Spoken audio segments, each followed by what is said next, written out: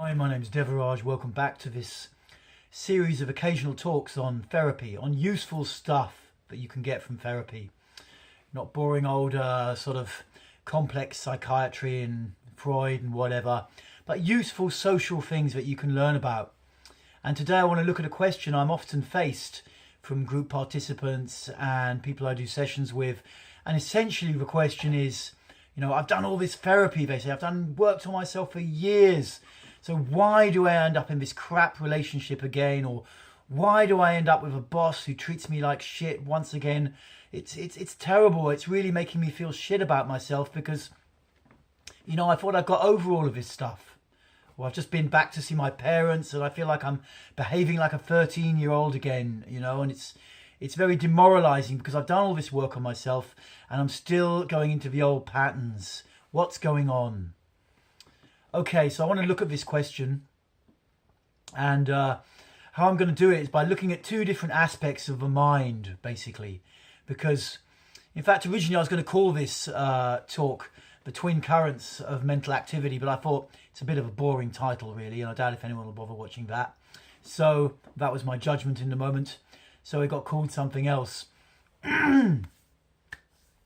But essentially, what we humans have that other animals and particularly primates don't have is this higher mind. This is what distinguishes us. And one aspect of that is our self-image.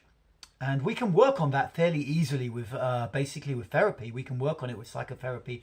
When I was younger, I had a very contracted and a very negative self-image.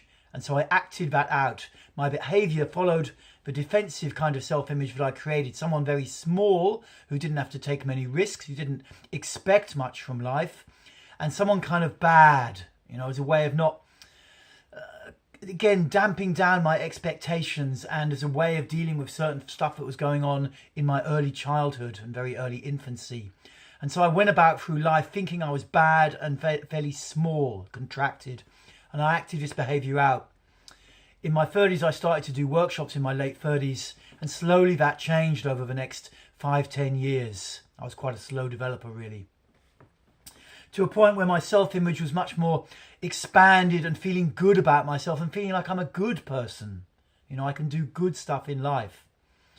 And this is common of a lot of people doing workshops. We go through this process, and then what dismays us is when we seem to go back into all the bad stuff.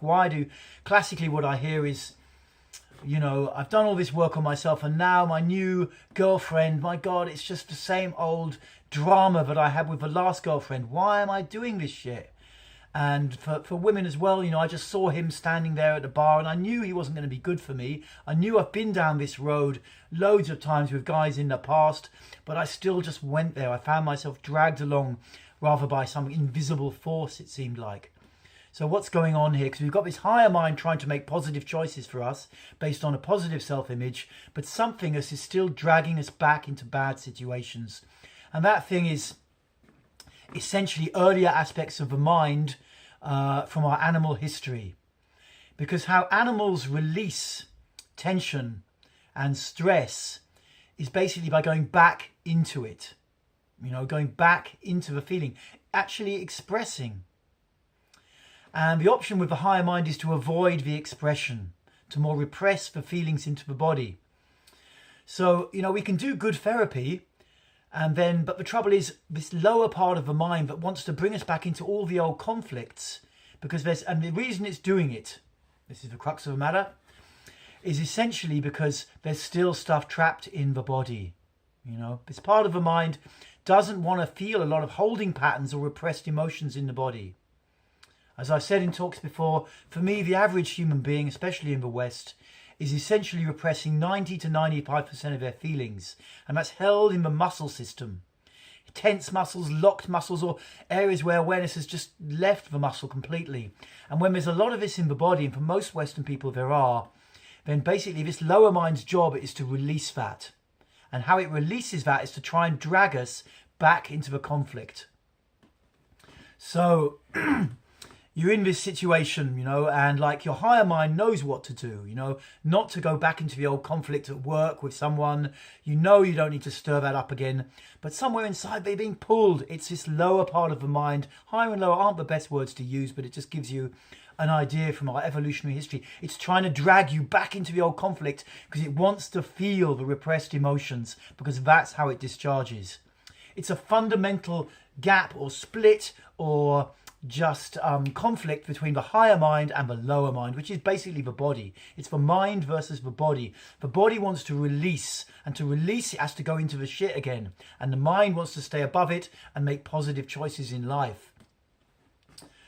Okay, so we've articulated the problem, and this is, so even to add a little missing element in there, essentially, so the reason why we get attracted to people who we already know are not going to be good for us is because there's still psychological stuff held in the body there. And it wants to go back into that feeling. Back in at work, getting bullied again, going back into some conflict with a workmate, with a parent, in one of your friendships, getting into a drama. When you just know that you don't need to go there, but somehow you're still going there, it's happening because of this lower aspect of the mind, the body, basically. Okay, so we have articulated the problem now. And what can we do about it, of course, is the next natural question. And essentially, the answer is to release more. You need to get the holding patterns out of the body. You need to get the stored emotional charge out of the body, because that is what's telling the lower mind to pull you in. It's telling the body to pull you back into the crap. And so in your life, you've got this situation where, like, your higher mind is like, I want to stay back from this situation. And your lower mind is like, no, you're going in there. You're going in the shit. That's where I'm going to drag you because I want you to feel it. And so you're in this conflict.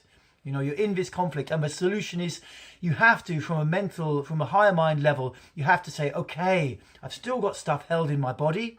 I need to deal with that. You need to get it out, whether it's emotional expression, bioenergetics, using some deep tissue massage or whatever. You need to get it out.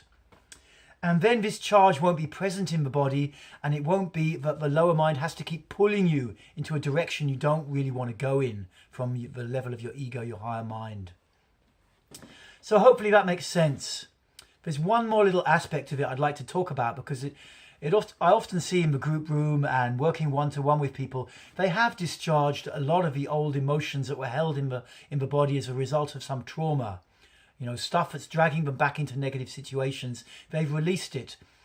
But even though you've released it, I just got to move something 1 minute. Sorry about that. Even though you've released it, you can still feel like you're going back there because the old thinking patterns are still there. But you don't have to follow them so much. This is the crux, Yes, the old thinking patterns, the old patterns of attraction, they're still there. You can feel yourself, the mind is still kind of framing you somewhere to go back there, but there's not much energy behind it anymore. So all you need to do is make a different choice. Sometimes people's expectation from doing this kind of body-based psychotherapy, emotional expression, bioenergetics, is that the whole mind will change and you'll just never have any negative thoughts anymore. That's an unrealistic expectation. It's an unrealistic expectation. Parts of your mind that are configured to think in a bad way or defensively, negatively, they will still be there. They will still operate. But the energetic charge behind them, driving them forwards, will no longer be there if you've done the release work from the body.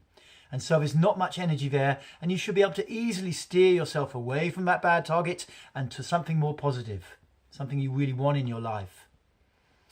Okay, so hopefully that's been useful. That's my talk for today on therapy, and see you again soon. Bye for now.